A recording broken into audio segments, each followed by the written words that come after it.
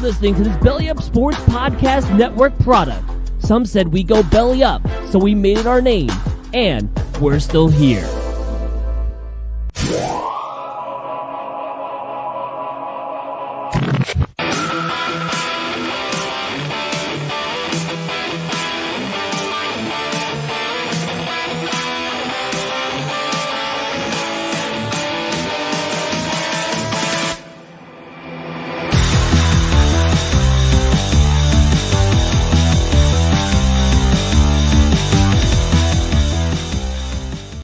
Hi-hat magic in that song. Welcome back. Another great episode of the Scoreboard Addicts podcast.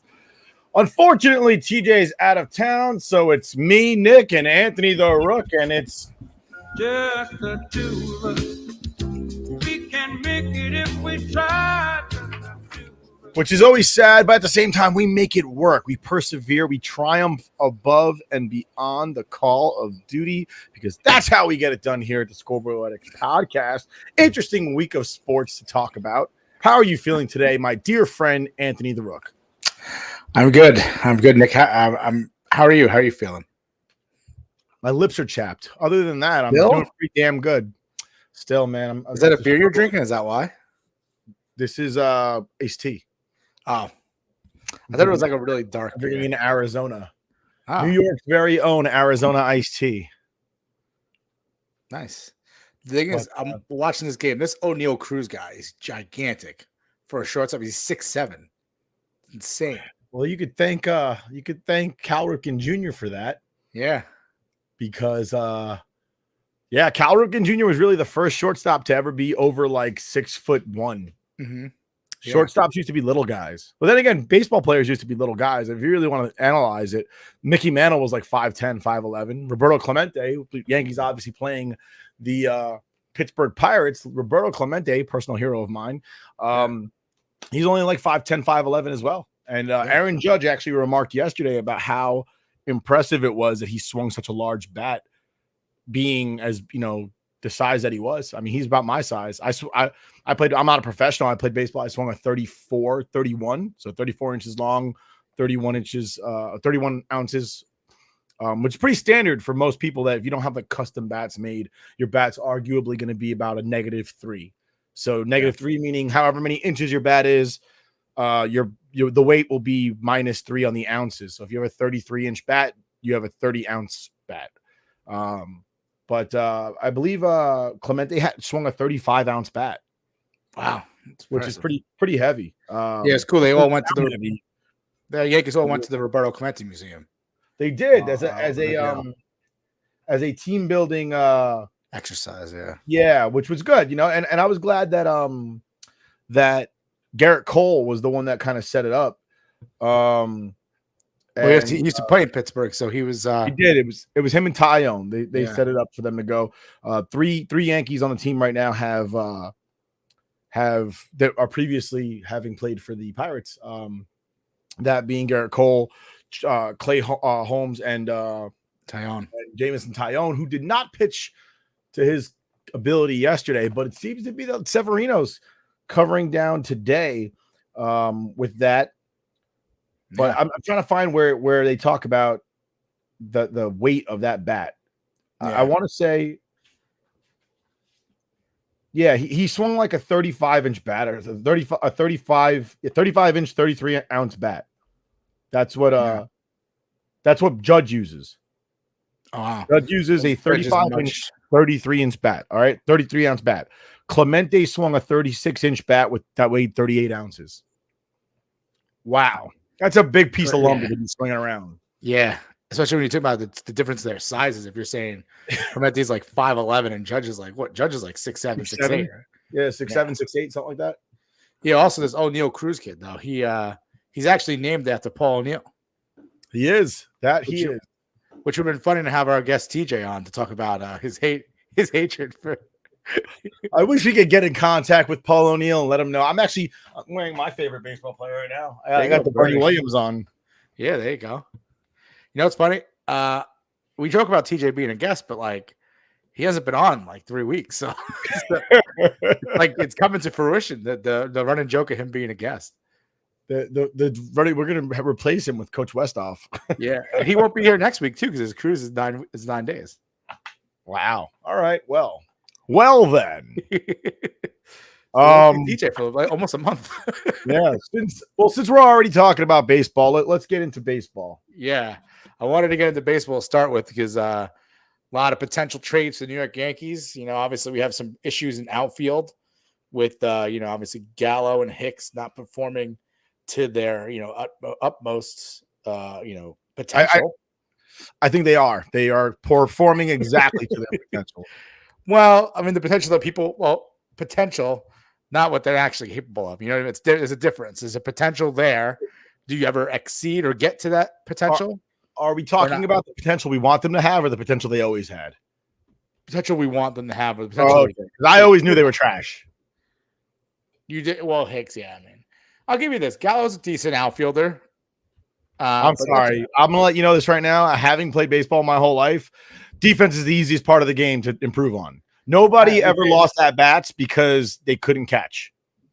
That's true. There are some people that actually made entire careers over the fact that they couldn't catch, but they could smash. Because I promise you, if you can hit a baseball, they'll find a place for you in the lineup. No, I agree with that. I'm not. Manny Ramirez is living proof of that. I'm trying to give Gallo some sort of. I'm not. I'm not. He plays for the New York Yankees. He doesn't deserve it. He doesn't deserve any reprieve from the hatred that he's receiving on a regular basis, especially with that bullshit interview he did earlier this season where he basically said, I strike out a lot and you guys need to get used to it.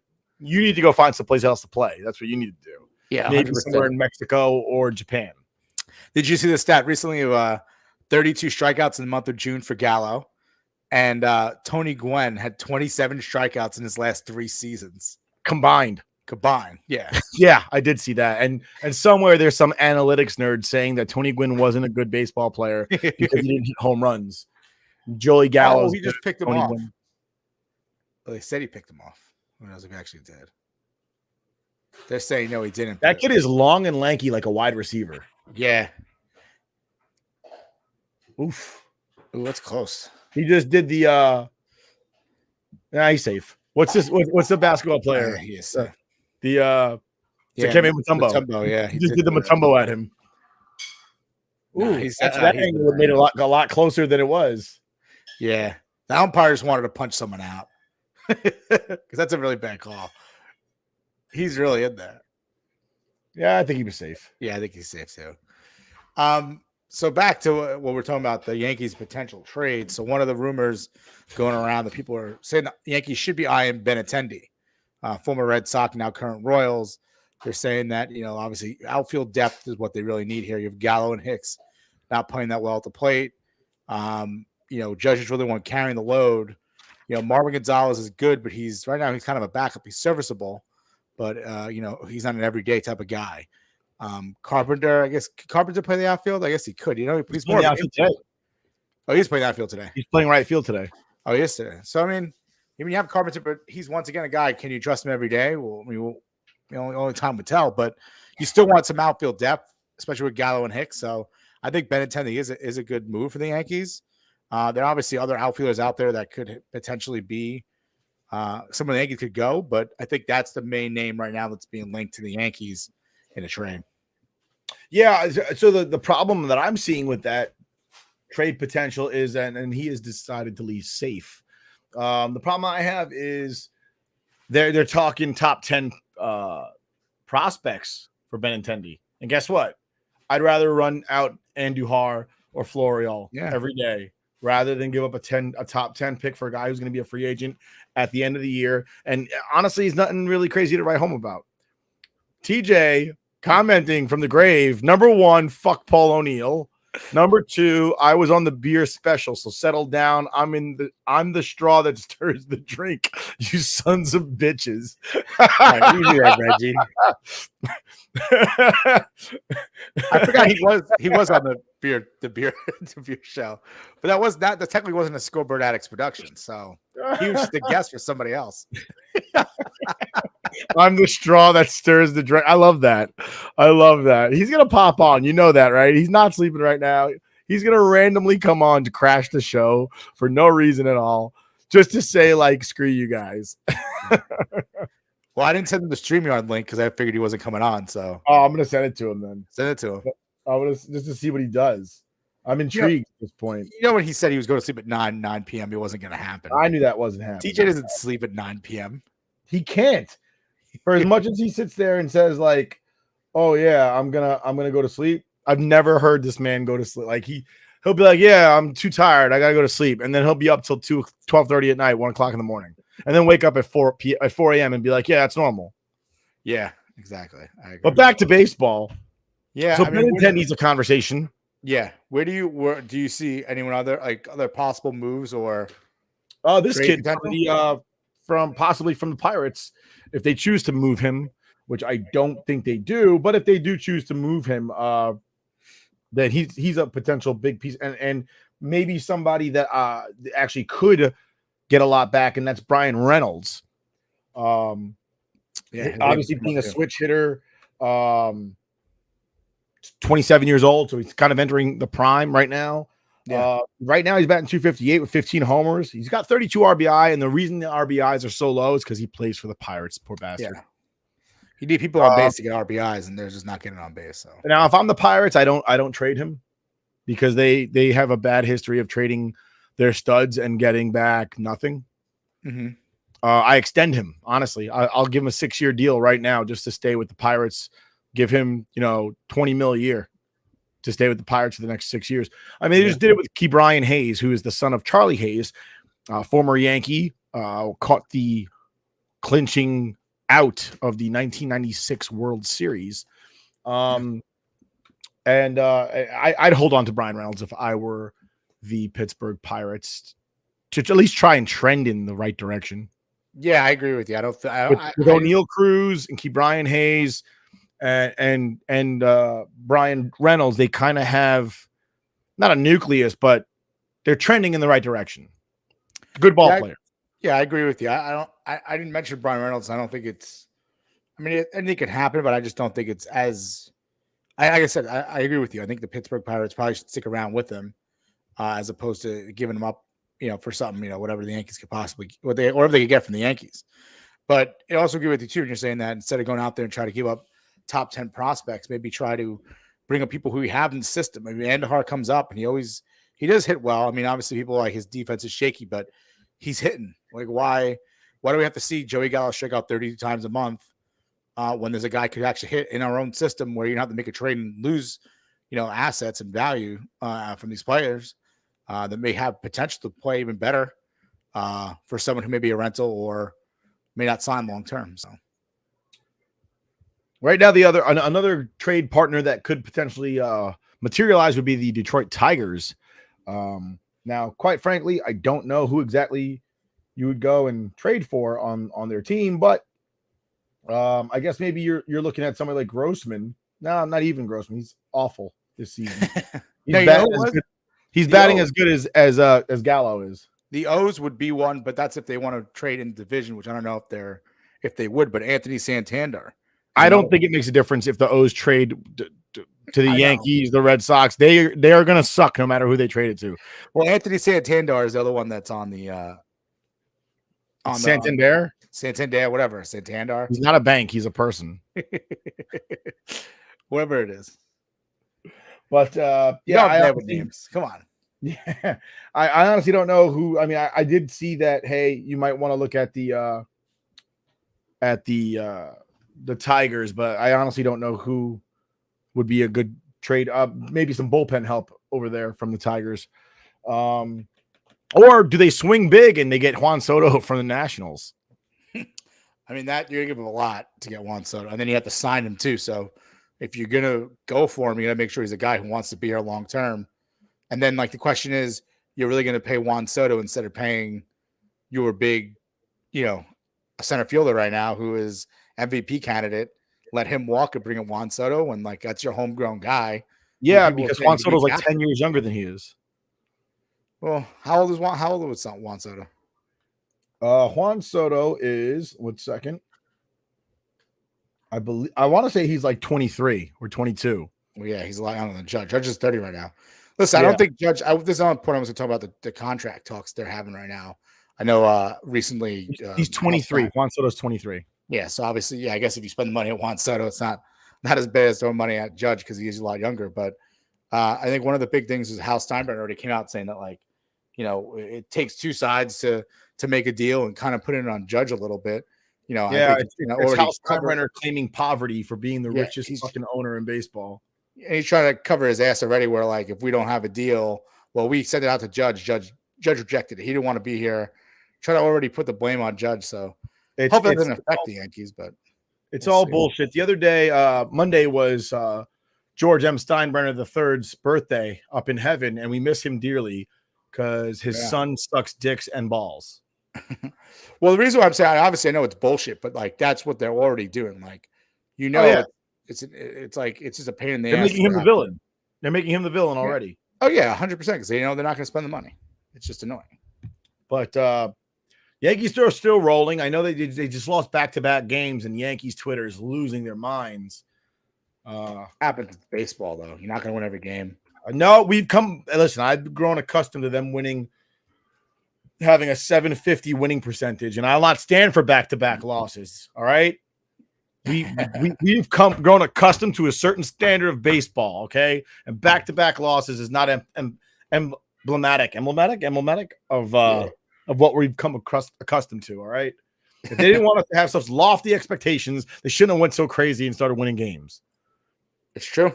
I guess you're right. You could blame the Yankees for winning too much and put it in our heads that they'll never lose a game. That's a fact. Talking about the rest of the league, right now, Yankees are in first place ahead of the Red Sox, 13 games, followed by Tampa Bay and Toronto. Boston rebounded pretty well considering how bad they were doing early on in the season. Mm-hmm. I can't tell if Boston rebounded very well or if I'll say they rebounded very well. At one point, they were 10 games under 500, and now they definitely rebounded. Now they're 11 above. So good for them. It makes the rivalry more interesting when Boston's playing decent baseball. And Chris Sale on the mend. Minnesota in first place. I counted them to win the Central. When the season started, they're in first place by 4.5 up on the Guardians, who the Yankees beat in a doubleheader on Saturday. And then lost the series clincher on Sunday. Yeah. The White Sox suck, which I always knew they did. I mean, their leader is Tim Anderson. How good could they possibly have been? Well, the leader is actually Toto La Russa, who's like almost 80. Is he though? Well, he's not really because can't control Tim Anderson. He can't control bowel movements. What do you mean? It's almost 80. That's mean. That is mean. It's funny. It's so old. It's mean.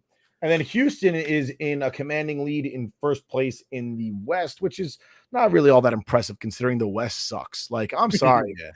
AL West is the worst thing in the world other than like the NL East or the NFC East. They suck too. But damn, I'll be damned if there's only one team ahead above 500 in the AL West. Who's that? The Astros. That's it. Jesus. I thought you were going to say there was one. I thought you meant one other than like the Astros. No, that's it. That's it. Everybody else is under 500. Oh God. Everybody else is under 500, and it's pretty despicable and disgusting. It's just free wins out there. That's why they've been so good for the last couple of years. Yeah, with these free wins, basically. Is that a home run? That is a home run. That is gone. Josh Donaldson getting on the board. Look at that. Hasn't been a while since he's home run. He's been underwhelming. I would just go back. The other trade targets you were talking about, the Reds, Tommy Pham. That's the Reds. Yep, that's true. And also, who's the pitcher that the Reds have? Castro? Castillo. He's another one. Too. Yeah. So Castillo is also a possibility, though I doubt it. We're so good with our starting pitching depth, especially considering guys like JP Sears are stepping up big time. JP Sears had a hell of a season so far. And then you also have Domingo Germán on the mend, possibly coming back this season. Yeah. So I don't think the Yankees really need to get somebody like Castillo to bring back. No, I don't think so. I agree with you there. The Mets are in first place, but that lead is dwindled. At one point, I believe the Mets were up by 14 games. Yeah, they had a big lead. They had a big lead. The Yankees had a lead over the AL. They were over the At one NLS. point, I'll never forget it. Back in May, Mets fans were like, "It's our year. We're the best team. We're first to 20 wins. First to 20 wins." Well, guess what? Well, the Braves got hot. They're 2.5 games up on the Braves right now. And the Braves got hot because they played a lot of. I think the Braves had a tougher schedule compared to the Mets early on, and then the Braves got a hold of. They got a hold of all those weak teams the Mets are playing, and they won. They went on a streak, kind of like the Yankees went on. The Yankees had they won 10 or 11 straight, something like that. The same time the Yankees were winning like 10, 11 straight. Oh my God, Joey Gallo just hit a home run. Holy shit. What is going on? so right now the Mets are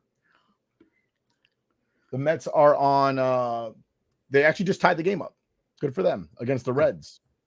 Scherzer came back yesterday, got 11 Ks. Did the Mets win or lose, Nick? They lost. They had 11 strikeouts and then they lost. I know they lost. That always happens. That's what happens when you're a good pitcher in the Mets. Your bullpen blows the game for you. Pretty much. Yeah, so the Mets tied it up. Nimmo scored on a Starling Marte double. So 3-3 in the ninth, top of the ninth over in Cincinnati. But yeah, the Mets are in first place, and I don't think anybody's surprised to see that they let that I really feel like they had like a 14-game lead on the next team. They did. I think at one point they did, because I remember the Yankees were like 12 games up, and the Mets were like 14 up or something like that. It was like 10 and 12. Well, now it's 2.5, and they might win tonight. I'll say the Mets will win tonight, and it'll be I think a 3-game lead on the Braves. Well, the crazy thing was yesterday, obviously, the Mets and Yankees are two of the best teams in baseball right now, record-wise. And the two worst teams in baseball. Actually, no, the two best teams are the Yankees and the Dodgers.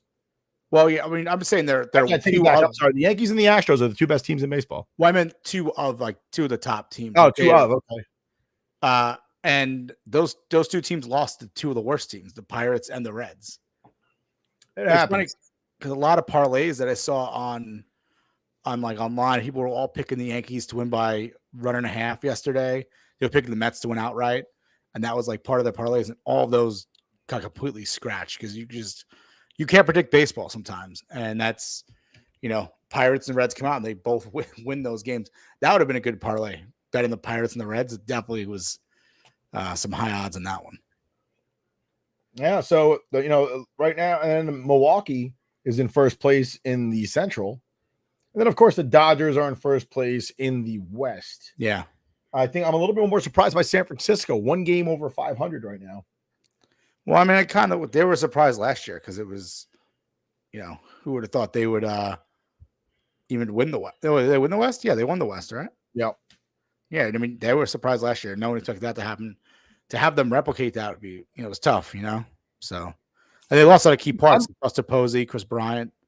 I think I'm more impressed by San Diego being in it as far as they are without their shortstop, Fernando Tatis Jr., injured in a motorcycle accident. Schmuck. One of my captains decided to get a motorcycle license recently, and he's a little older. And I was kind of, if you're listening to this, heed my words, sir. Okay. I told him, I was like, there's 2 types of riders: those who've been down and those who's going down. I've been down. All right. It hurts. Yeah. Okay. If you have a family or like something to lose that involves your body, I don't recommend riding motorcycles. Just saying. Like if you have a family, right? Not a good look. Or if you need your body to make millions of dollars. Don't ride motorcycles. No. Matter of fact, don't drive cars. Get in like Ubers and stuff like that. You got money, you could do it. Yeah, a lot of times people they get DUIs or they get into an accident, and so it's like drunk driving. It's like just pay someone. Just pay. Also, don't play basketball if it's not your profession to play basketball. That too. A-Rod. Not A-Rod. Who is it? Aaron Boone. Aaron Boone. Yeah. That led to A-Rod. But watching baseball, I was watching something today, right? And it was worst fans. And I also watched a clip on YouTube of basically like best ball girls or something like that. It was like girls in baseball or something like that. And it was all these ball girls making awesome plays on the sides, Some of them not so awesome because they interfered, but it happens. It's an accident, split second decision.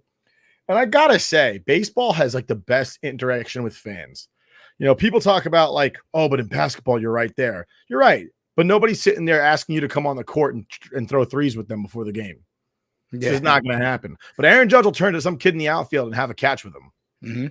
And that's like something like, imagine you say that. Like, you hear a story about some little kid having a catch with a baseball player, like a pro, and you would think that it was like 1950. Yeah. You know what I mean? Like, that doesn't happen. You don't see like football players going to the sides and throwing balls with fans in the seats and like having a good time. You know, you don't see basketball players look at fans other than LeBron throwing people out of games. Like, and in hockey, hockey, we wish we could get close with the players. Obviously, there's glass between us and the players, but they do their best interaction possible. You know, they throw their gloves over the glass, they throw their sticks over the glass at the end of games. They throw pucks over. They throw a lot of pucks over, and that's cool and all. But baseball, man, before that net was there, that like you could Donnie Baseball stealing popcorn out of that kid's popcorn. Like, how great was that? You know, yeah, it was amazing. And interaction with fans and baseball. I think, what's this kid's name? Carlos Gomez played for obviously played for the Colorado Rockies at the peak of his fame, and the Milwaukee Brewers toward the end. And I'm sorry, not Carlos Gomez. Who's the other Carlos that played there? Gonzalez. I'm sorry. I meant Carlos Gonzalez. Yeah. Played for the Rockies. But Carlos Gomez did play for the Brewers. Carlos Gonzalez did not. Yeah. But Carlos Gomez played for the Brewers, and he met this like girl that was like she's a little girl. That was her favorite player for some reason. I don't know why. He wasn't a very good baseball player, but that was her favorite player. And he meets her and says hello, and she starts crying hysterically. I guess she traveled from out of state to see him play. Yeah. And she shows up and and she starts crying. So the next day she comes back again and he goes, "Oh, you want to throw out the first pitch?" Oh, wow. Like, where else does that happen? Nah, you're right. It doesn't happen anywhere else. There isn't even a ceremony like that in other sports. Like in a football game, they're not saying, "Hey, do you want to flip the coin?" Yeah. You know, like baseball is just special when it comes to stuff like that. But that's my rant about how awesome fan interaction is with baseball, and the way the stadiums are set up. I watch a lot of videos of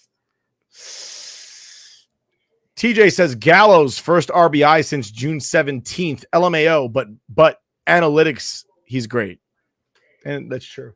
That home run probably gave him like an OPS of like 790 or some bullshit number that they created. And they're going to use that to justify his being the greatest fucking baseball player ever, despite averaging like 2.5 strikeouts per game. Yeah, I mean, it's analytics for you. But yeah, I mean, what did we talk about this last week? We were talking about the little girl who she went to the Mariners game to see Jesse Winker play. Right. And he got into the fight. He got ejected. And the next day she cried. And then she met Jesse Winker. But then she had done it like 2 years earlier to see Joey Votto, who's her other favorite baseball player. And then he got kicked out of that game as well. And then she cried about it. And then she met Joey Votto. So crying in the stands. Do I get to meet Bernie Williams if I cry? I was going to say, crying in the stands because your favorite player gets ejected equals you get to meet your favorite player. So I guess so. Shit. But moving on from MLB, we're going to move on to a little NFL news. We talked about this last week. Baker Mayfield finally has a landing spot. On the move. Traded to the Panthers for a 5th round pick, which is crazy. It's conditional too. So it means I think it might even get lower or maybe higher, I guess, depending on. I didn't see what the actual deal was or the condition, but it could become worse than a 5th round pick, which is crazy to think. Baker Mayfield, their 1st round pick for the Browns, number 1 pick overall, wasn't he? Yes, he was. Number 1 pick overall, and he got traded for a 5th rounder. The number 1 overall pick and the number 2 overall pick are on the same team. And do you know what and Sam Darnold's obviously. Sorry, no, wait, number 3. The 1 and the 3, excuse me. Oh, yeah, because Saquon Barkley was number 2. So Darnold is obviously now the backup there. Is he? Who knows? He might be let go. But let's say let's just say right now, if they let go of him, the Jets, Joe Douglas fleeced someone again. They already got fleeced. Yeah, they did already got fleeced. They already got fleeced. I mean, listen, If they let him go, that does absolutely nothing for them, unless his cap hit is that bad that honestly, you have to keep him. You can't crown this guy to be your starter. I know. You can't crown Baker Mayfield to be your starter, especially after he got injured last year. Yeah. Okay. You just can't do it. I don't think you can do that. Yeah. Here's the thing. So they gave up a 2nd and a 4th round pick for Sam Darnold, and that went to the Jets. So yeah, it's a pretty good move by Joe Douglas. Once again, got rid of the unhappy, draft pick. He wasn't panning out in New York. Give him a shot. Send him to Carolina. Get a 2nd and 4th round pick, and now they have Baker Mayfield to compete against him. You think they're gonna start Darnold over Baker? No, I just think that you need to keep him in order. You can't get rid of him. Say again? You can't get rid of him. You get a 2nd and a 4th round pick for him. So what are you gonna do with him? You can't actually traded for a 6th, a 2nd, and a 4th. Was that? Darnold was actually traded for a 2021 6th round pick and a 2nd and 4th in 2022. So they actually got 3 picks. We had 3 picks from him. Yeah, so that's even. Yeah. But no, I don't think you can. I don't think you can outright get rid of Darnold. Just release him unless his cap hit is so bad that you just physically cannot afford him. Yeah. Because ultimately, I don't feel comfortable just having Baker show up on day one and you're the starter. We don't know you. We haven't seen you play. We don't know what your personality is like other than what we see in State Farm commercials or whatever he's in. For all we know, everybody in that locker room hates this guy. Shit, for all I know, everybody hates Darnold. I don't know. But I don't think it's healthy for your team for this guy to get traded to you for a 5th round pick and he's the starter on day one. No, probably not, but it'd be good for we got Robbie Anderson. I think he's going to want to get out of Carolina now. Robbie Anderson's not that fucking good. If Robbie Anderson could learn how to do anything other than run in a straight line, he might be dangerous. All right. Like, I'm so tired of hearing about Robbie Anderson. Well, Robbie Anderson would be amazing if you had a good quarterback. Yeah. And the queen had balls, she'd be the king. Like they say. If Robbie Anderson would get a freaking haircut and stop looking like Loke Dog from fucking Don't Be a Menace, I'd be happy about that. Robbie Anderson. What kind of grown man calls themselves Robbie? I'm trying to think. Just him, I think. All right. Him and the fucking wedding singer. He was a loser too. Yeah. Oh yeah. Him and the wedding singer. He also looks like Cynthia from Rugrats, the doll. He does. He went into the barber. Was like, Cynthia from Rugrats. Yes, absolutely. The barber said, "No more, fam." Say no more, fam. I got you. Hey, so one thing I didn't like about the whole Baker Mayfield situation is today the Browns GM, I want to say it was their GM, I think is Andrew Berry. And the owners, Dee and Jimmy Haslam, released statements about Baker Mayfield, and I'll read these. Baker Mayfield, this is from Andrew Berry. Baker Mayfield infused our organization with tenacity and grit during his time as our starting quarterback. Baker's competitiveness, toughness, and ability to persevere were all characteristics that endeared him to our city as well as his teammates. He will always have a unique place in Browns history for what he accomplished, and we wish him well as he continues his career. That was Andrew Berry. And here comes Dee and Jimmy Haslam's statements. We want to thank Baker for all his contributions to the Cleveland Browns. From the moment he was drafted, he gave his all for this organization and this city. With his fierce competitive spirit, he excited the fan base and accomplished things that no player at his position had done in Cleveland for a very long time. He also made a difference in the community, whether it was hosting events at the Boys and Girls Club, honoring our troops, supporting the Special Olympics, as well as countless other charitable endeavors. We are grateful for everything he did for this organization and wish him and Emily well in the future. Now, here's my problem. They just spent the last offseason and a half trashing this guy and basically saying he's not good enough to be in Cleveland. And then they go and release a statement saying that he was such a fucking great guy. Honestly, I'd have more respect for you if you shut the fuck up. You already said bad things. You know what this is like? This is like when somebody was a dirtbag in life and then they died and all of a sudden they're a saint because something bad happened to them. And you don't want to trample on a man's grave. You don't have to trample on a man's grave. What you can do is not say anything.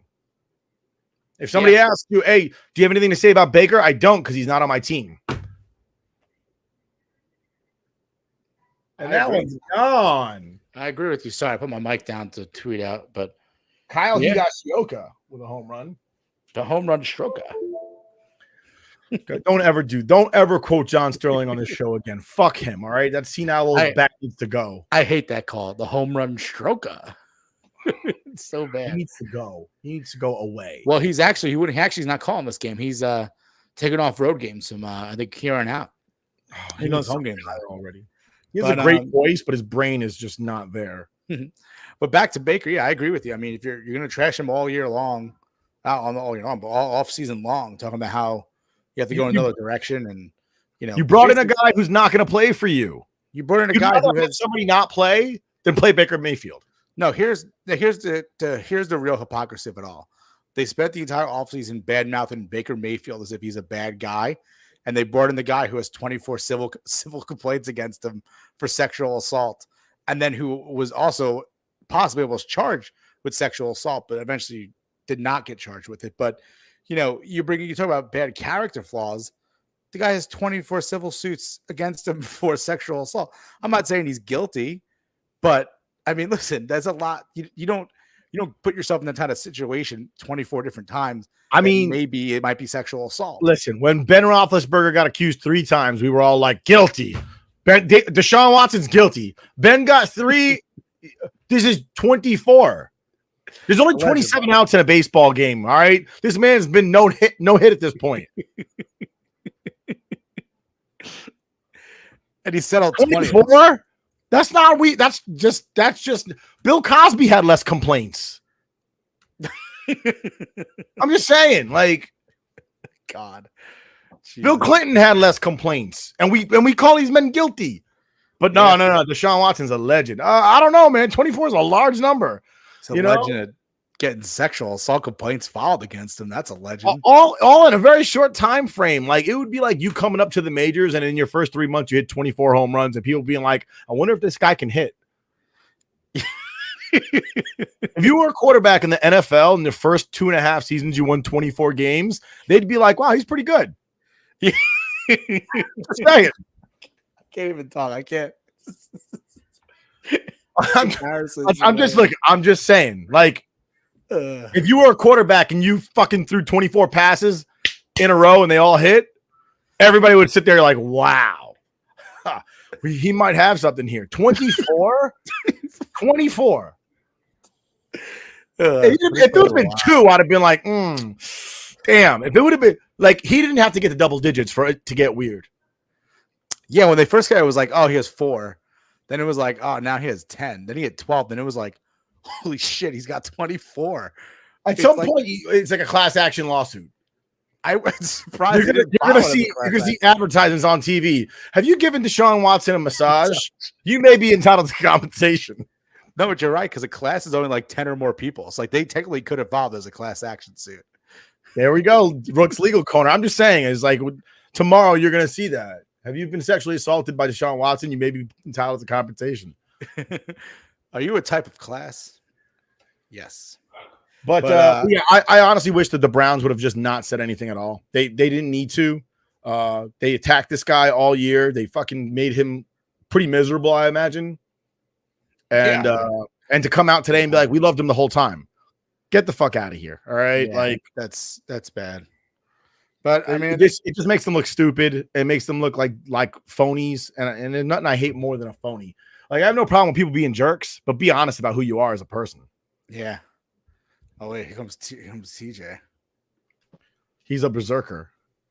Deshaun Watson's innocent. I don't want to hear this shit. He's troll. Real quick, TJ, thanks for showing up. We appreciate you showing up on the show. Thanks for your time. Awesome poster behind you with Hank and a real hockey puck up there being caught. Wow. Hell yeah. Fancy. At a certain point, when we're just going to admit that Deshaun Watson is a man who enjoys manly things, and he got caught. He got caught up, and everybody just wants to jump on the lawsuit bandwagon. I mean, TJ, speaking from experience, we have the clip. Just saying. We got that clip queued up. Can we just play that clip? I mean, what was the quote again? We all know those places that We all know shady underground places that give happy Yeah. endings. how is everybody just going to crap on Deshaun Watson? He's a single guy. I mean, is the massage really done until it's complete? You know what I mean? You can rub every other part of your body, but oh my God, ask a girl to tickle your nuts. It's a problem. Jesus Christ. You know? Unbelievable. It's a problem. God damn it! It is called sexual assault. Not if you ask politely and pay in cash. I don't think he asked politely. I'm sure he paid though. What if you ask politely? He says, "Oh my God, who raised this man?" Dude, come on. I mean, seriously. What's wrong with asking? Hey, you want to make $50? So bad. Is that the going rate? I have no idea. You would know. You said that. We all know. Dude, I'm married. My going rate is taking my family on vacations, and then I may get a peck on the cheek and a thank you, and that's about it. He's appreciative if he just gets talked dirty to. Yeah, my dirty talk is, TJ, you smell like shit. Take a shower. And I'm like, oh, yeah. Dirty is right. Well, thanks Dude, for joining us, TJ. Yeah, dude, I planned on being in bed like an hour and a half ago. That didn't work out. Yeah, we knew that wasn't going to happen. You're not going to sleep until 12:30, guy. Probably. We had a feeling that was going to happen. Tim Hortons is still open. Give me hose. But now that TJ's here, do we have anything more to talk about with football? No, not with football. I was going to go into the NBA, but I know TJ's here. So let's talk about little NHL. This big event happening this week called the NHL Draft. TJ, break it down for us.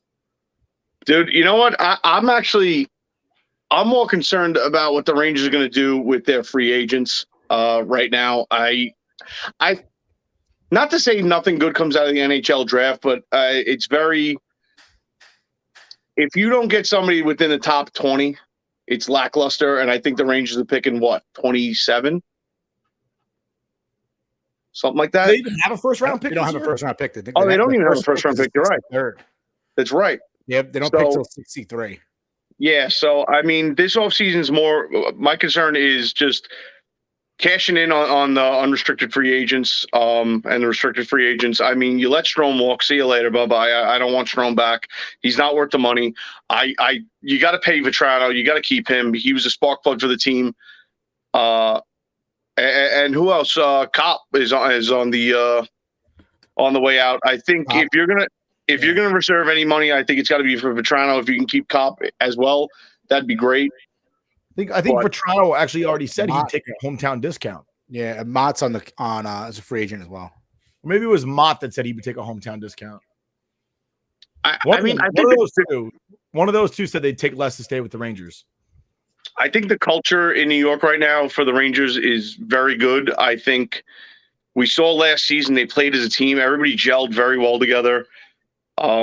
You know, it was, listen, they got as far as they did because of the way they played. They played as a cohesive unit. And I think everybody in that locker room is very happy. I think everybody loves Gerard Gallant. I think he's the type of coach that you want to show up every day and play hard for. So I think the Rangers have built a culture of, you know, bringing players that want to play there again and want to play there for that team, not just because they want to play in Madison Square Garden, get the big time paycheck, get to be in New York City, get the spotlight.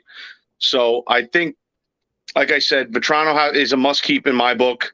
And then if there's any room left over, maybe Kopp or Mott. But I just don't see how they don't keep Vetrano. Again, I really want to see them bring Othman up next season, especially early. I know how it is with the NHL contracts and bringing players up early. And, you know, obviously they get paid and they take a cap hit depending on how long they play, kind of like a baseball situation. But I think Othman, the way he's been scoring, down in the minors. You can't overlook that. That's the type of offense that we need. You saw what the Avalanche did. The Avalanche absolutely decimated teams by scoring 7 fucking goals a night. And that's the type of offensive prowess you need to have. So if Ottman's going to come up and give even a little glimpse of what he showed us in the minors, you can't, that goes a mile and a half. You know what I mean? That goes so far, especially he's a young kid. You got to let him learn the NHL way. The ice is a lot smaller when you got guys that can skate just as fast as you and get in your face a lot better. And nobody out there is really a traffic cone. Nobody out there is a scrub. So you got to learn the game. Let him learn the hard way. You know what I mean? Bring him up. He was MVP of his league, right? What was he in the CHL, the OHL? Was the OHL or AHL? I think he was in the OHL, but I'm pretty sure he's MVP of the league. Dude, he had a phenomenal year. He set the scoring record. He was playing with the Flint Firebirds. Yeah. Did they end up winning the championship? I think so. I'm pretty sure they did. He was MVP. He was either MVP of the league or he was MVP of the league championship. Yeah. DJ, one of the rumors around NHL right now is Evgeny Malkin may be coming to Broadway. Would you like that sign or would you hate it? No, absolutely not. He's old. He's past his prime. You saw what happened when you get in his head with the Rangers. You saw the bad penalties he takes. He gets down on himself. If he can't get that crisp pass and get a goal early, he's just a douche. I mean, he doesn't play the right way. He's a self-centered idiot. I don't want that on this team. I don't want anybody coming to Broadway thinking that, you know, they're the guy. They're the everybody needs to look towards. You know, even like Chris Kreider and Panarin, they don't act like that. It's you know, next guy up, score a goal. Who gives a shit who it comes from? Just generate scoring opportunities, and hopefully Igor stands on his head every night like he does about 95% of the time. So who would you like to see the 2C position? What'd you say? Center. Who would you want to see the second center position? 2C. You want to put Hedl up there? I mean, I don't know if Hedel's a 2C guy, but I think he can be. I think he came on strong at the end of the year. I think he definitely has the potential to be that. I mean, again, another young kid. Would I play with that? Yeah, absolutely. I'd throw him in the mix without a doubt. But I mean, if you're going to bring Hedl up to the second line, why not bring Ottman in to play in the third line? Yeah, that'd be a solid. You know, Ottman's a winger, right? I know. So who you move over? Bear in mind the Rangers just extended Julian and Gauthier. Yeah, I don't know about that, man. I didn't like that. That guy is 1 year extension for what? That guy is like getting a rub and tug, and then right before she's done, she just like, I got a splinter, I gotta go. I didn't get that. I didn't get I go to the net so hard and miss so many times in my life. I didn't get that move at all. I really don't understand it. Maybe they see something that we don't. Maybe they see more in the tank than he showed the fans. But I don't get extending him and wasting money like that this early when you really don't know how you're completing your lines and what moves you're making. I didn't like them re-signing what's his face that didn't want to play for us all of 10 minutes ago. Kravtsov. I mean, that was a joke. The only reason I think that could be a potential good move is if we just locked him up and then trade him away for something, which I'd be fine with because I'm sorry, another guy that it's that Russian, Eastern European, it's all about me or fuck you. That's not the type of team the Rangers have built over the last season. And you saw the team that they built over the last season, how far they got with the players they got, with the young talent that they have. You don't need that kind of detriment in the locker room. You don't need that type of essentially cancer in the locker room because all it's going to do is just frustrate other players, and it's just going to give everybody else, a bad head going into games. Yeah, definitely, I agree with that. So one of the things that we've been hearing, talking about trades, we've been hearing Pierre-Luc Dubois, and of course our friend Brad Miller, continuously coming up in conversations, and the other name talked about going back would be Kakko for somebody like Pierre-Luc Dubois and or Miller. See, we have to burn all those Kakko Tuesday shirts. Fuck, dude. Dubois is a great player. He really is, and Not that Kako isn't. I think he's got to show a little more. But those bright spots of just pure talent that he shows, when he takes the puck, takes charge, and buries it. It's just he could be so much better, and I think he could be better than Dubois. So it's one of those things where do you really want to give up on Kako this early? I don't, because then I feel like, why do we even have a draft anymore? Because Right. if that's the case, if we're talking about getting rid of Kako, and then next year we're talking about getting rid of Lafreniere, or we're talking about getting rid of Hedel, then let's just stop drafting altogether, and we'll always trade away our first round pick, because clearly it does not work for us. See, and that's the funny thing about Rangers Twitter is people love and hate Lafreniere. You know what I mean? Like Lafreniere, out of all of them, Lafreniere, listen, his stats aren't where they really should be for his draft status, but the kid played hard nonstop through the playoffs, dude. Like head down, chasing after the puck. He's got the talent where it's going to come around. He's learning the game still. They're young. Hedel is young. Kako is young, and you got to let them develop. And I'm sick of we do it all the time. We give up on players, and then they turn around to be stars. You know what I mean? We starting with Kovalov in '94, we win a cup, and then we trade him away, and he's a fucking stud. We don't lock him up. JT Miller, let him go. He's a stud. JT Miller, who they want to trade Kako for. Yeah, they want to trade Kako for JT Miller. Yeah, but the problem is the problem is Kako has more left in the tank. I understand that Miller is, he's obviously a more experienced player. He's a more immediate impact player if you put him on the team. But I think the miles you can get out of Kako and the room that he has still to develop into a player that we see that he can be. I'm really not into giving, especially the way the NHL is and the cap hits and stuff. I'm not into getting rid of smaller contracts for bigger contracts, especially when the smaller contracts are kids that have the potential to be one of those big contracts, in the future. And then you get put on a decision. But let them develop, dude. I mean, Gallant, it was his first friggin' year. He did excellent. I love watching what this team did all season long.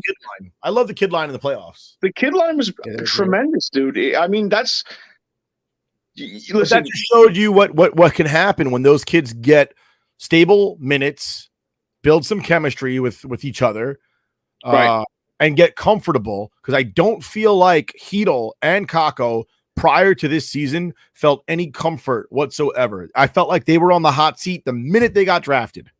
Oh, 100%. Yeah. 100%, dude. I mean, and we're having these conversations about these guys, but you're going to tell me that you think the Devils are talking about getting rid of Jack Hughes? And what has Jack Hughes done so far? And then they're all 22 and younger. Like, imagine being at the top of you're young. It doesn't happen very often. Yeah. You see 22-year-olds leading teams to championships or being at the top of their profession at the 22 problem years is, old. You're young. The problem is everybody thinks that you're going to come out at 18, 19 years old like friggin' Sidney Crosby or McDavid and just dominate. And that doesn't happen. It happens every 10 to 20 years. It doesn't happen. Yeah. You can't expect that. That is not the norm. No, it definitely isn't. You know what I mean? You can develop these guys into primetime players. And again, if you watch hockey and you know anything about hockey, the sparks of just offensive prowess that you see from especially Lafreniere, it's like he could be a stud, man. Mm-hmm. And the fact that he has the heart and determination and that grit to just grind it out. Even in those games where, they had no chance of winning, they were out of it and they were flat. The first and second line were very flat. The kid line just stepped up and just kept powering through. There was no give up in them. Like, you can't put a price on that.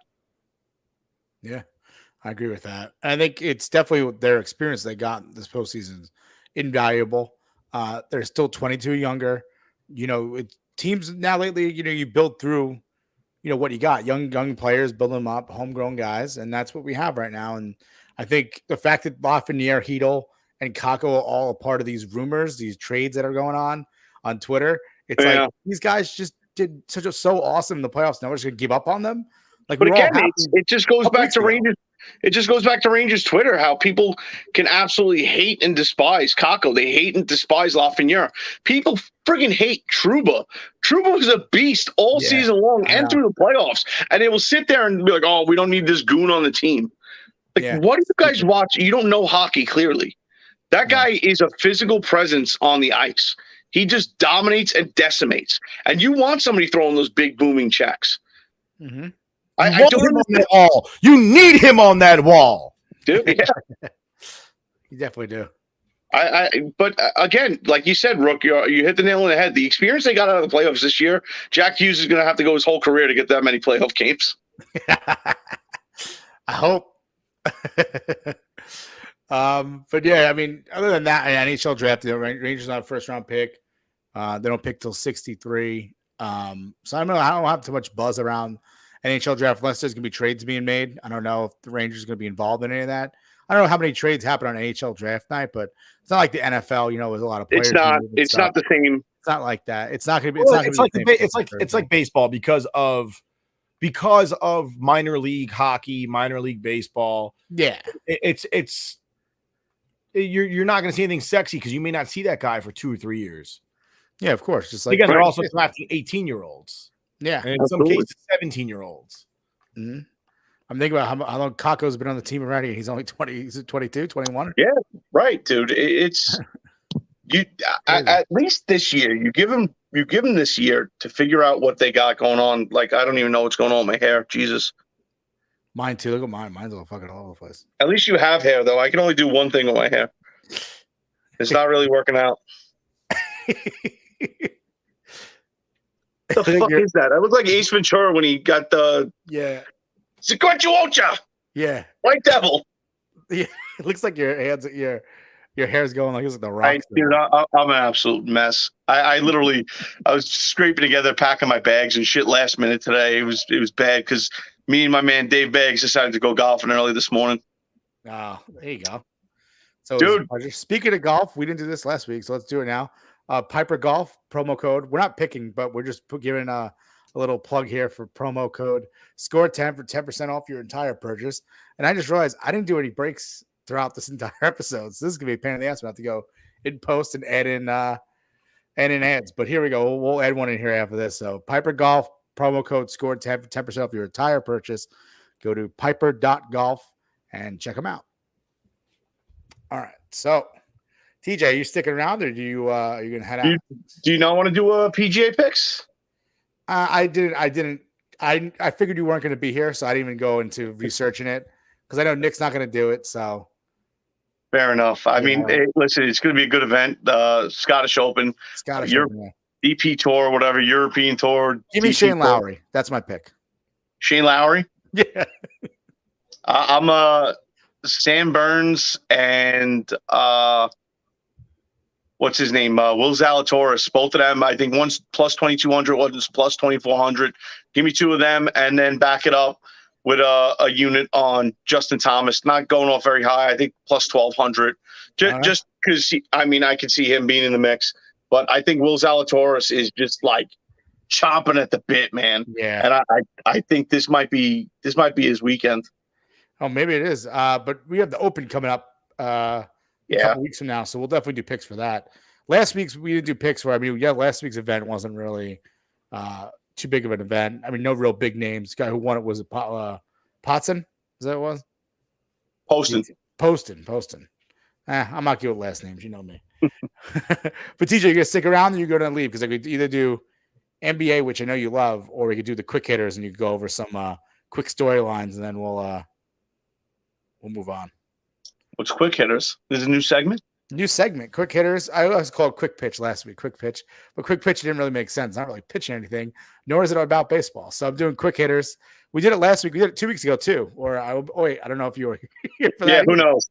Dude, I come and go as I please, apparently. So basically what I do is I give a quick new a storyline in the sports world, and then you guys give a quick little take on it. All right, let's do that.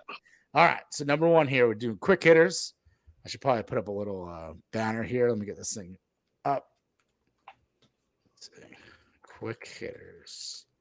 So this is quick roundup. Kind of like a around the horn type of thing, but not around the horn. So Pac-Man Jones. You guys know Pac-Man Jones, right? He doesn't want to be called Pac-Man Jones anymore. I know. What's his Adam? Adam Jones. Adam Jones. So Adam Jones, formerly known as Pac-Man Jones. Shot somebody else at a strip club? No, this is actually a positive news. So you guys remember Chris Henry, the wide receiver for the Bengals who died? I'm familiar with his work. Yeah. So he, Adam Jones, adopted both of Chris Henry's sons, and is Wow. recently actually taken Chris Henry Jr. around to see colleges who he plays as well.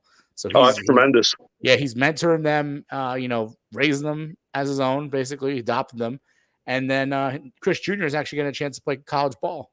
So That's he's looking tremendous. around.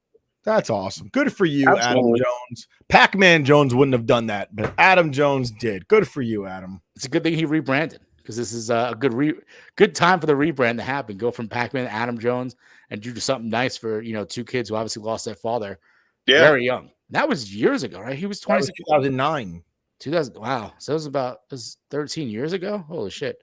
That's great. I remember when that story came out. That was like a sad story. That was domestic violence, wasn't it too? I think his wife or his girlfriend was chasing him. And in order to escape it, he jumped into the truck. Yeah. And then he fell out of the truck. Truck, the bed of the truck. So On the same subject, did you see what's his name that passed away in the NFL last year? They said that he had stage 2 CTE. Yeah, Demaryius Thomas. Yeah. They said, they had insane, man, absolutely insane. And it's one of those things where it doesn't seem like, obviously you can't dig into somebody's brain until after they're, obviously posthumously, but I think it's a bigger problem than they're accepting even at this point. I mean, listen, we know the NFL tried to bury it. They tried to bury it big time. They tried to discredit all these doctors that were saying you can't take blunt head force trauma over and over and over again for 10 years and think you're going to come out okay. Yeah. Honestly, though, talking about CTE, I do feel like the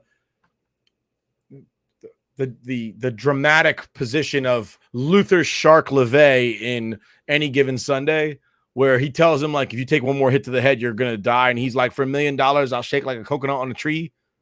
I'm fairly confident a good chunk of the NFL is like that. It just, I'm not saying they they're only not. check at the end when it's all miserable and there's no more lights and there's no more cameras and there's no more girls throwing their panties at them. Then they're like, I can't believe I got all those concussions. Because they don't remember all the awesome times that they had while they were playing, snorting coke and banging strippers. I'm not going to say that that's not true, because obviously it is the case. I think that's the case. I mean, I don't want to be gender specific, but I think that's like an alpha male, like manly thing where you just kind of, you do what you got to do. You make your money. That's what you feel like you put. And I'm all right with that. Just don't cry about it later. I don't think it's the players themselves that are crying about it. I think it's just the fact that you see some of these players like Junior Seau and what happens, and it's like, holy shit. Like, no, I don't disagree that it's tragic. I completely agree. I'm just saying is, if you didn't know that cracking your head against another grown man's skull at 30 miles an hour was a bad look, I mean, I don't know what to tell you. I played football in high school. I hit my head on another player's head. I was like, that shit hurt. I don't know if I want to do that again. Yeah. Like, this is ruining the quick hitters because sorry, boy. It's not quick. It's gotta be quick, guys. All right, next one. Padres City Connect uniform, yay or nay? No. It looks like Miami. Looks like Miami, and it also, I don't really like the color combo. Like the one sleeve is green and the other screen's like pink. Yeah. They look like they look like fruit stripe gum. Actually, no, they look like the remember the old gum? It looked like a beeper. Yes. Yeah. It looks like that. You know what? It's funky. It's weird. It's cool. Maybe for one game, and that's about it. Well, I think do they wear like one game? I don't know how the City Connect works. I don't know. All those City Connect everything suck dicks and balls. I haven't seen a City Connect jersey I've liked so far. But there's another one. I think it's a failure. I don't like it at all. That was that. So, all right. Next story is super conferences, Big Ten ads. Nick might like this one. And USC and UCLA. What do you think of it? Bad for football or college football? Or I think for college football needs to get rid of all the conferences altogether and make divisions. I'm tired of it. I really am. Like, why is USC? It's always been a pack school. Always. Guess why? Because they play on the fucking Pacific Coast, playing in the Big Ten, which is always middle of the United States. Yep. Why is Notre Dame not in a conference? They just get to do whatever the fuck they want. Yeah. I just think it's ridiculous. I think NCAA needs to get a wrangle on the whole situation. I don't care about their TV rights for the Big Ten and the fucking 30-12 and the fucking SEC and the SAC and the SEX. I don't give a shit. All right. They need to get rid of all this crap, build the fucking lines in the right areas so that the players don't have to. And then 2-3 games a year have a crazy game where like an East Coast team plays a West Coast team. Yeah, I couldn't agree more. I think the conferences are a joke.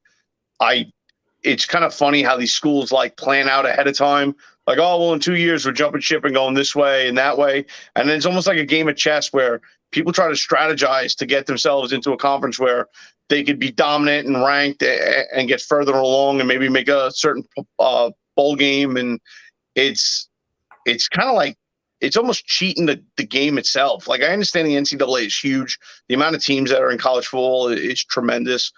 But I'm fine with making like legit divisions and just going by where you live and where the college is versus this whole bartering system of jumping here, jumping there.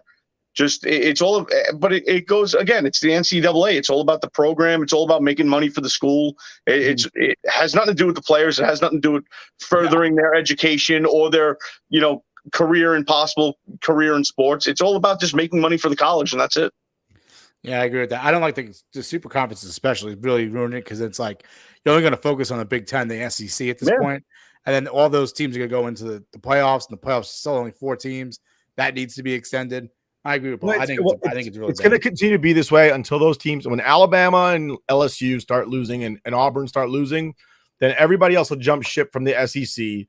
Yeah, it's like the ACC was a powerhouse in the 90s into the mid 2000s.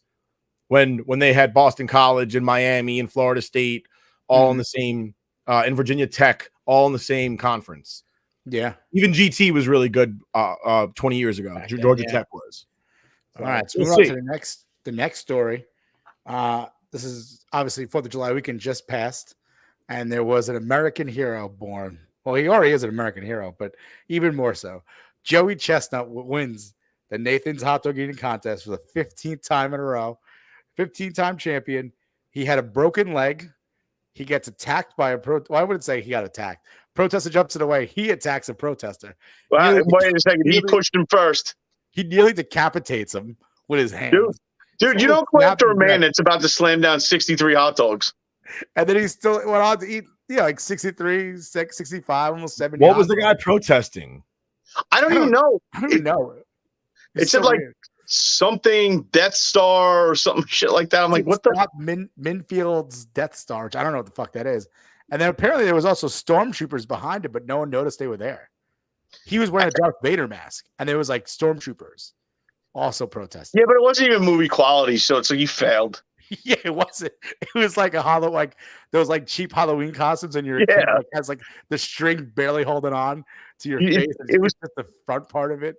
The one from like CBS that you get last minute. Yes. Hi, honey. Hi, hon.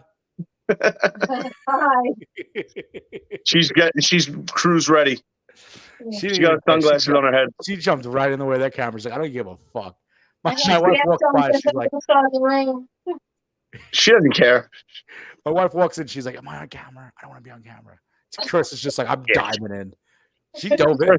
Carissa, she doesn't give a shit. I know. It was funny. She knows she's in charge. That's the problem. Yeah. Hey, babe, how about a massage? You want $50? Nick, what do you think about Joey Chestnut and his attack? I figure out what the fuck Smithfield Death Star is. Minfields. No, it's Smithfield. Oh, it's Smithfield. Isn't the pork company? Is that Smithfield? That is a meat processing plant, but it's the same thing. Smithfield Foods, an American food company that produces pork, and this food company is also based in Smithfield, Virginia. Guys protesting hot dogs. He was protesting, eating. I mean, well, that's the event definitely. If you're going to protest hot dogs, that's definitely the place to do it. Or if you're going to protest eating animals, that's an event to do it. But here we I'm glad. Addicts, I'm glad we are pro eating meat. 100% pro eating meat, eating as many hot dogs as you can. How bad do you think Joey Chestnut feels like 10 minutes after he does it? Like after the thrill of victory is gone, you think he's just like, I need a toilet right away? I'll just throw it up, man. That's got to be the worst feeling in the world. I mean, it doesn't matter. Joey Gallo just got struck out by Manny Banuelos. Oh, nice. First of all, formerly of the Yankees. I think Joey Chestnut's just like, I almost killed that dude, and then I won a hot dog eating contest with a broken leg. Dude, that's like reaching into a friggin' going into a wolf's den and trying to take a dead rabbit away from the alpha wolf. Yeah. It's like you just stepped in front of the man that will eat your leg to get to the hot dogs.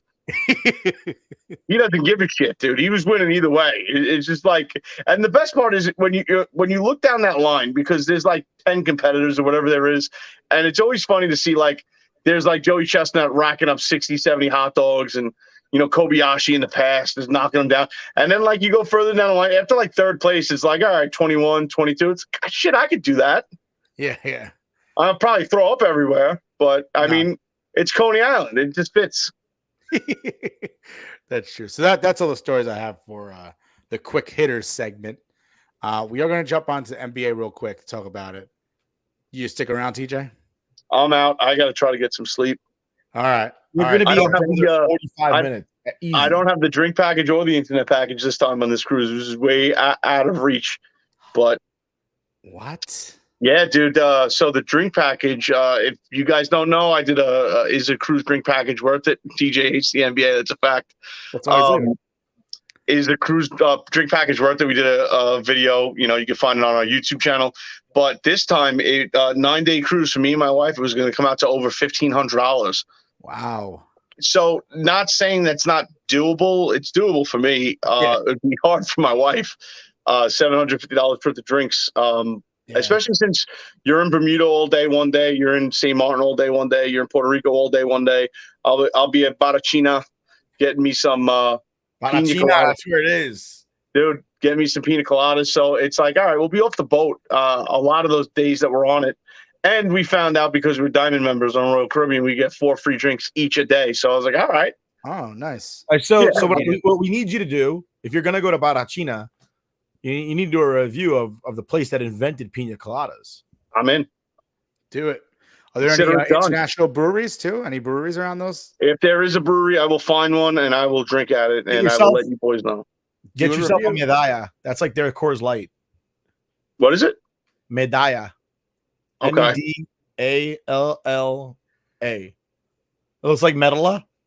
Okay. Yeah, dude. Listen, you got to challenge me to good times. I'm in. We're trying to hit in St. Martin. Trying to hit places to go to in San Juan. I want to take my son to when we're in St. Martin, Maho Beach, where the planes literally land right over your head, and that's if you stand up against the fence, you can actually get set flying. It's actually awesome. Are you going to St. Thomas?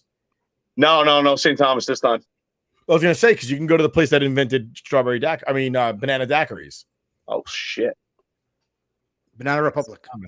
But Banana Republic. No, I will definitely be going to Barachina. I will definitely be doing, if I could find a little hometown brewery in any of the islands, I will do it. If not, I'll just be drinking ferociously, and I'm sure I can come up with some retarded content. Yeah, look for like a homemade like liquor that they keep under the sink. Dude, the last time I was in St. Martin, some dude was selling frozen, like ice cold coconuts out of like an ice cream like cart. And I'm like, oh, can we get 2 of those? Me and my buddy Steve walked over to the bar that they have right on the beach. We're like, yo, can you fill these up with some rum? Of course. We were slamming those down all day. Nice. That's awesome. Dude, slamming those down all day. Nice. And then we just started to jump off a dock, and we didn't know if we were allowed to or not, because it's like, all right, this is a dock here. Let's jump off of it.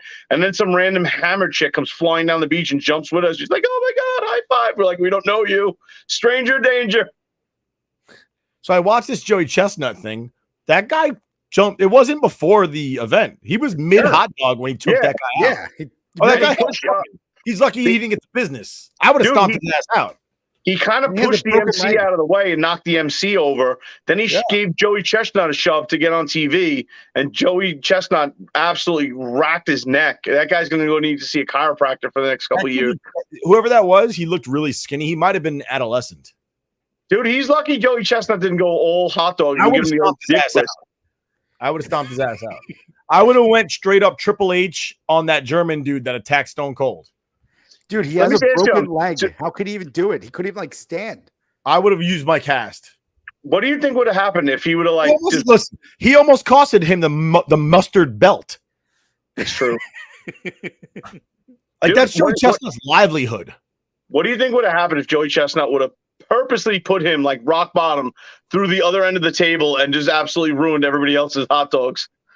That'd been amazing. I would have given him the belt right then and there. That would have been the greatest ratings that event ever got in the history of fucking hot dogs. It's true.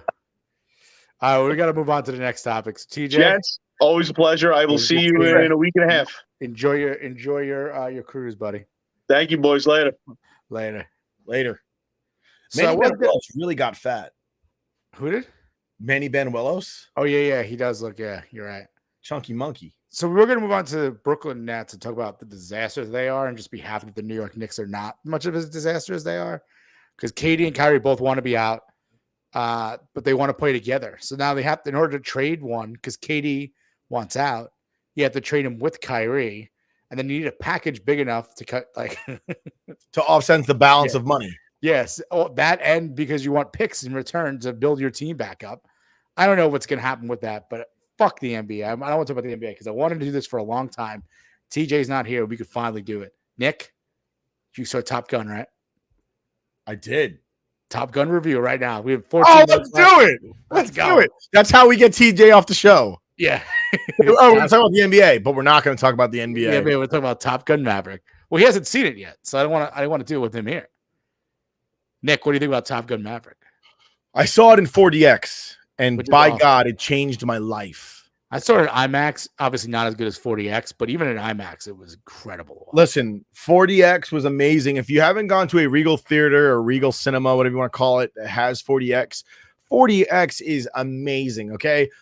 40X has, like, when there's wind on the screen, you're getting wind in your face. My girlfriend, she had her hair not tied up, and I'm getting smacked with her hair because the wind was so strong. It was just like pushing it into my face. And you know what? I loved it. I absolutely loved it. I was going As to say, Aaron could you Judge feel the goes, wind through your hair? I'm here in the eighth inning. I was saying, Nick, could you feel the wind through your hair? Yes, I could. And I think I might have pressed pause and missed this home run. Manny I Benuelos did. just gave up a grand slam to Aaron Judge That's awesome. in the eighth inning. To put the 30th of Yankees the up. season. I believe it's 9-0 now. But anyway, moving forward with the Top Gun. So 40X, it at one point he's on a boat with Jennifer Connelly. They're on her little dinghy that she's on, and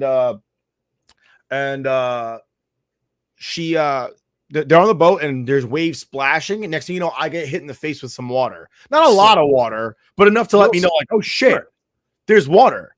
Yeah. There's these jets behind you. Every time a jet went by me, like went by on the screen, I got a blast of air by the side of my head. That's so cool. At one That's point, like it's Disney. snowing on the screen. It starts snowing in the theater. That's so cool. They're playing. Disney World. Disney World has that. I have not. At one point they're playing football on the beach, which is very reminiscent of them playing volleyball on the beach. And I could smell, and I don't smell that great because of COVID, but I could smell like the beach. I could smell like salt water and like I don't know what the mix was that they used, but it smelled like the beach. And it was incredible. Like the whole process was just outstanding. Your chair moves with you, so it's like in Six Flags. If you're old enough, if you remember The Right Stuff, they used to have a ride called The Right Stuff where you did like you hit like G forces or whatever it is. It's like the recreation of when they broke the sound barrier. It used to be across from the Great American Scream Machine. Very much the similar thing, and it cost us. We saw the matinee, it was $24, and if you figure that normally the movie alone costs $12, another $12 for basically a 2.5 hour roller coaster ride, literally, because you're just like, that's pretty. Yeah, that's what I was saying. It was awesome. In Disney World, they have a Bug's Life, kind of like that, a Bug's Life theater, and there's like you feel like as if like bugs are crawling on you. They have like the wind coming behind your head, and also Shrek 4D. In Universal is the same way. Like they gallop on a horse, and you're feeling your chair move as if you're galloping. It's pretty cool. So that's pretty awesome. Actually, I'll be in Universal in about 6 weeks.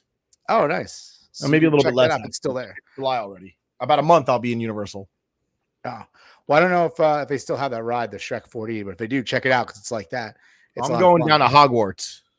Oh, but they're in the same. Well, there's Universal and then Islands of Adventure. I'm letting you know why I'm going. I'm going down to get a cloak and wear it in August while I kill little kids with the Elder Wand. That ride's actually really awesome too. Harry Potter. The Harry Potter ride. Top Gun Maverick. Top Gun Maverick. This movie was so good. How awesome was Miles Teller as Goose's son? I liked him a lot. Let me tell you what I didn't like. Okay. All right, go what you didn't like. Zero connection with any of the other pilots that weren't Rooster or Hangman. Yeah. Can you tell me what any of their names were? It was Payback and Fanboy. Oh, Phoenix. Okay. I think one of their names was Coyote. One was Bob. Bob was the Bob. And the only reason I remember Bob is because they made fun of his name. Yeah, he's like, "What's your name, Bob?" Like, no, what's your call sign? What's your call sign, Bob? Yeah, yeah. Baby on board. Oh, there was Yale. Wasn't there Yale or Harvard? I have no idea. One of them was like Yale or Harvard or something like that, like an Ivy League name. The fact that we're saying that is, again, that's my problem. Yeah, we have zero connection with these people, right? Because I knew Iceman, I knew Slider, I knew Wolfman, I knew Hollywood. Yeah, Merlin. You know, I knew Sundown, I knew Cougar, I knew Merlin. Like, yeah, you know, like you knew who the characters were in the original Top Gun because they were involved in the conversation. You know, like they had roles to play. These people, it didn't matter who they were. Like you could have had anybody there. Yeah, I agree. You know, it's funny. Bob is actually Bill Pullman's son. I didn't know that until after. Really?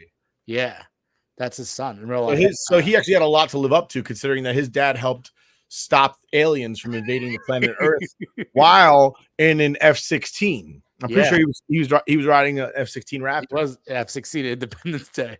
He's taking out aliens as a fighter pilot, which is really funny. But besides that, I mean, what did you like about this movie? I thought the fight scenes, like the air, like the dog fights, were incredible. I loved it. I loved that. There were there were things I loved and things that I didn't love, and they were the same coin. I loved the realism.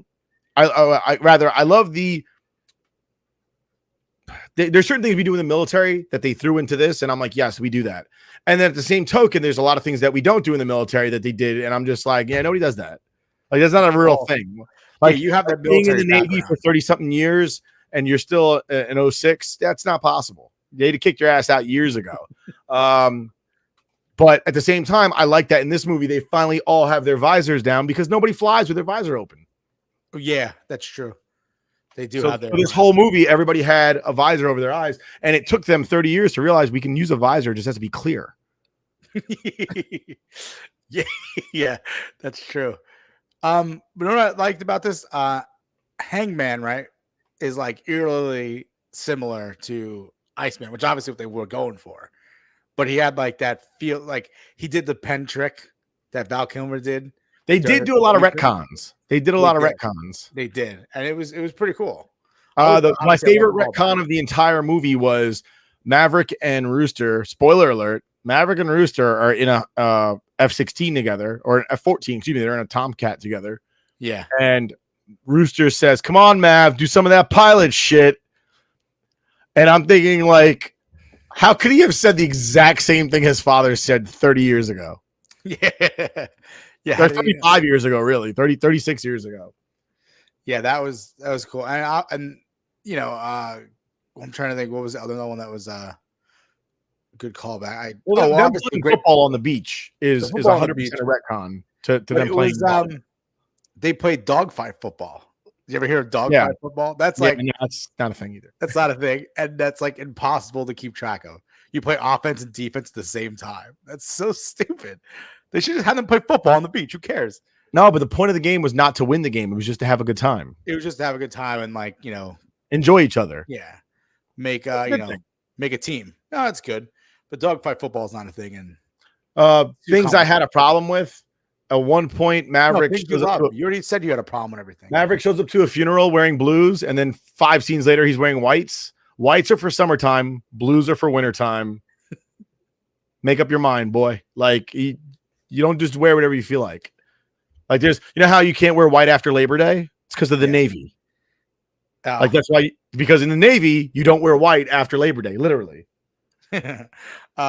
Also, Penny Benjamin. What do you think of Jennifer Connelly? I love them bringing back Penny Benjamin. Yeah, she never existed, but there was the 2 lines about Penny She Benjamin. did exist. You just never saw her. You just never saw her. So it's pretty cool that they brought that up. The Admiral's daughter, Penny Benjamin. I love Iceman being in the movie. I did, yeah. And that's crazy because I didn't realize he had throat cancer in real life. I didn't know that. And I was like, oh man, I'm like, Val Kilmer's he doesn't look that great. And Yeah. then I'm like, I found that he had throat cancer. I'm like, oh shit, I probably shouldn't have said he doesn't look good. Like, obviously he doesn't look good. Glad But for they Val. said it took him like a lot to just do those 2 lines. Like, because obviously he's going through cancer treatment and everything just to be in the movie. So good for Val Kilmer to even just show up and be in that. And yeah, that was a really good scene seeing him and Tom Cruise together again on the screen. Absolutely.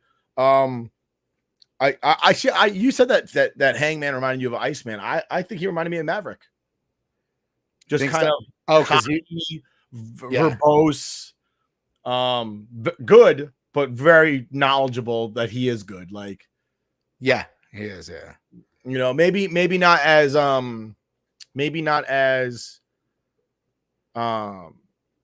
daredevil as Maverick was when he was a lieutenant, but still like arrogant. You know, I never felt that Iceman was arrogant. He was confident in his skills, but he was kind of like a quiet confidence. Mm-hmm.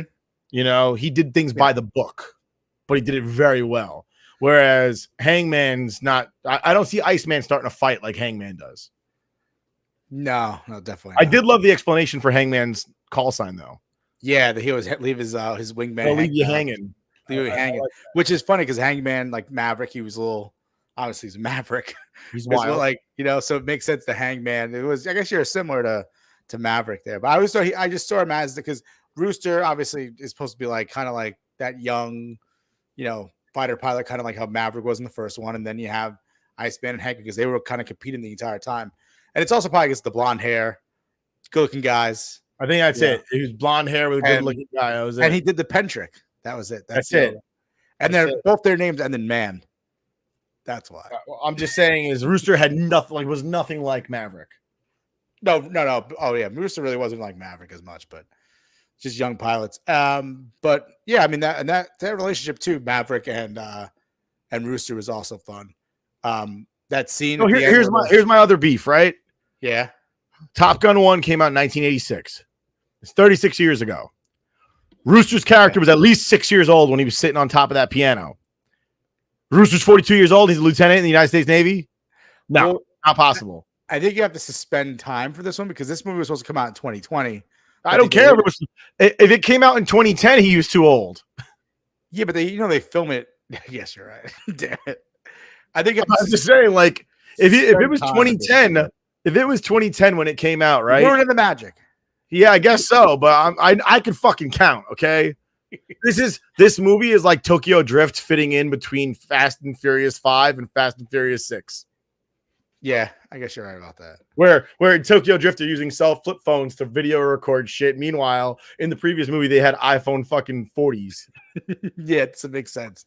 The timeline portion of it. But listen, just enjoy it. Just sit back, enjoy it. Don't think about the timeline. It's a great movie, and like the relationship between obviously Maverick and Rooster is a good point in this movie. Also, my boy John Hamm was in this. I think it was pretty good. John Hamm did a great job. I don't know his call why. sign? Cyclone. Yeah. I don't know why they had Ed Harris be in that movie. Yeah, he was in it for like a second. He was in, and he's 150 years old. Yeah, he's old. How is he the same rank as fucking John Hamm, and he's like 2,000 years old? No, I don't think he was. Wasn't he an admiral? And John Hamm's not an admiral. He's a corporal. Yes, he was. John Hamm was a 3-star admiral.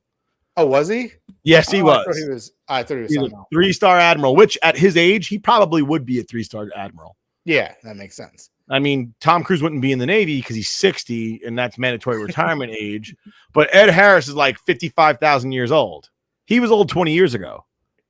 Yeah, he was. Ed Harris in the first one, all right? No. That's like, yeah, what was the reason for put him in there? Because it was like, why not? All right, well, what do you give this movie? What do you rate it? We're running out of time. Out of 4 stars, I'm gonna give it 2 thumbs up. No, I'm giving it 3 3/4 stars. That movie's fucking incredible. I loved it. Yeah. I loved everything about it. I really did. The retcons were amazing. The cinematography was very, very, very, very good. The relationships between the main characters were great, and they did capture that magic from the first one, and that was going to be the hardest thing to do, and they achieved it. Yeah, I agree. 100% agree with you. I don't believe in perfection, so it's going to get 3 3/4. Yeah, I'll give it 3 3/4 too. I mean, I would have given it 4, but then you're right. I can't have perfection. Can't give it a perfection, but it was definitely up there, and it was it's just an enjoyable movie. And like like you said, they capture that magic again from the original, and that's all you could hope for when you see a sequel. 30 years later, 36 years later, whatever it may be. But yeah, it was great, fantastic watch. So I'm like Johnny Depp in Once Upon a Time in Mexico, where he's like, I restore balance. This is the best puerco porbil I've ever had in my life. So now I'm going to go back into the kitchen. I'm going to kill the chef because I have to maintain balance. And that's why this movie doesn't get 4 stars. Then he leaves the table, gets up, and kills the chef. And you're like, what the fuck? Yeah, that's a good movie too. All right, Nick, take us on home. All right, well, thank you for joining us here at the Scoreboard Addicts podcast. I love the fact that Rook snuck in this Maverick review. We'll catch you again next week. Next week, TJ will not be with us. He'll be on his cruise, cruising it up. But Rook and I will be back here with you. And I think we're going to have our Wrestling Addicts guys next week as well. Maybe. Yeah. It gets me off today. Ooh, okay. Yeah, one of them was claiming Filipino status, I think. And he is not Filipino. They're supposed to be on next. We're supposed to go back to back. But yeah, catch us again next week. Same bat time, same bat channel.